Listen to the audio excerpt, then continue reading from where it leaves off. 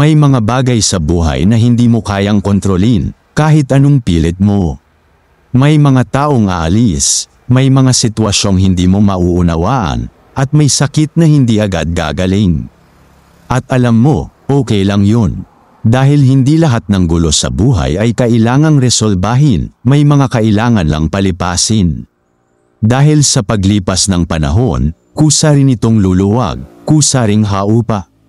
Minsan, ang lakas ay hindi nasusukat sa kakayahang ayusin ang lahat, kundi sa pagtanggap na hindi lahat kaya mong ayusin. At sa pagtanggap na yun, matatagpuan mo ang kapayapaan. Kaya huminga ka, hayaan mong lumipas ang unos. Hindi mo kailangang laging maging tagapag-ayos.